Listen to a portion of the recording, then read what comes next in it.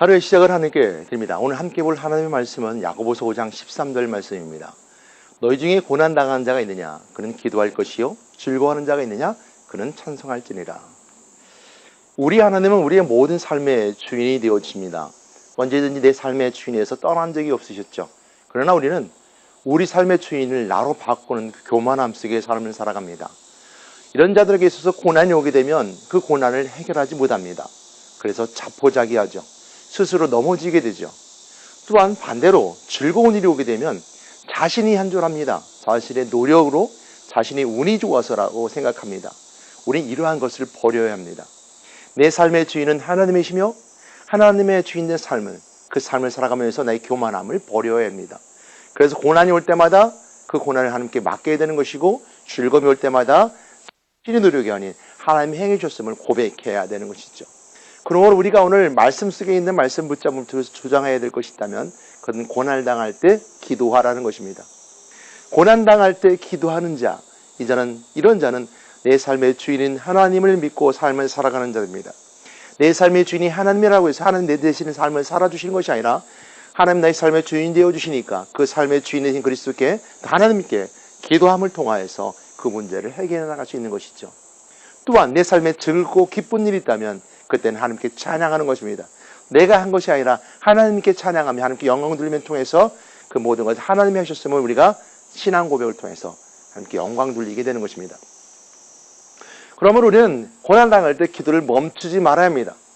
고난당할 때 기도를 멈추지 말고 더욱더 기도를 해야 됩니다. 고난을 당할 때 우리는 기도하지 않는다면 멈추지 않게 해달라고 기도해야 되고 멈추지 않게 해달라고 성령께 의지해야 돼. 성령께 부탁해야 되고 말씀을 붙잡고 하나님께 더욱더 가까이 나가야 되는 것입니다.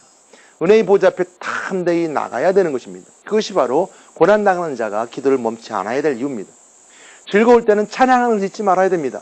내가 즐거우면서 즐거움을 표현 못하는 사람이 있습니다. 이런 사람들에게는 우리가 갖춰야 될 것은 즐거움을 찬양하는 겁니다.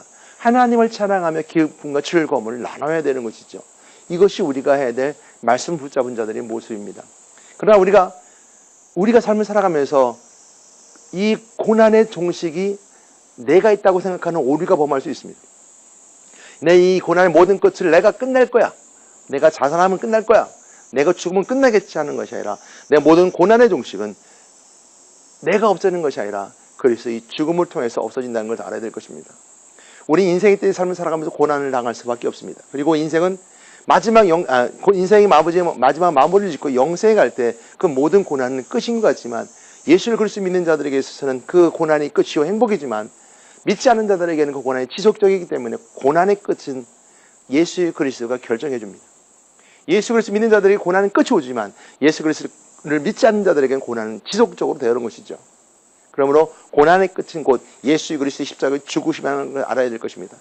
그래서 예수 그리스도의 십자가 죽으심을 통해 내 죄가 용서받고 하나님 만나 참된 진리 가운데 진실한 가운데 있게 됨 뿐만 아니라 하나님 신실하심을 통해서 우리가 항상 기뻐하고 즐거워하며 그 모든 것을 해결하신 그리스도의 십자가의 보혈의 은혜와 죽으시고 부활하심을 통해서 내 고난의 모든 것들 오는 것들을 이 세상 가운데 이 세상의 모든 고난을 이겨나갈 수 있는 것이죠. 또한 기쁨의 시작은 쾌락인 줄 아는 사람이 있습니다. 기쁨을 허락하신 분은 하나님이십니다. 참 기쁨의 시작은 내가 영적으로 삶을 사는 그 시작부터 시작되는 것입니다. 그러므로 우리가 육체의 삶을 살아가는 것이 아니라 그리스도를 알아 그리스도의 부활하신 그리스도의 은혜를 붙잡고 영적인 삶을 시작하는 그 쾌락의 시작, 아니 그 즐거움의 시작은 하나님을 아는 즐거움이 시작이요 내 육체의 쾌락의 시작이 아니라 내 영적인 삶을 살아가는 영혼의 살찐을 시작하는 영적인 삶의 시작인 걸 우리가 알아야 될 것입니다. 그럼 우리가 이 세상의 가운데 일어나는 모든 어려움을 살피는 주님을 의지해야 됩니다. 하나님께 우리 모든 삶을 살펴주고 계시고 우리 어려운 모든 걸 알고 계십니다. 인간으로 감당할 수 없는 많은 일이 벌어집니다. 그때마다 굳건하게 하나님을 붙잡아야 됩니다. 그리스도를 붙잡아야 됩니다.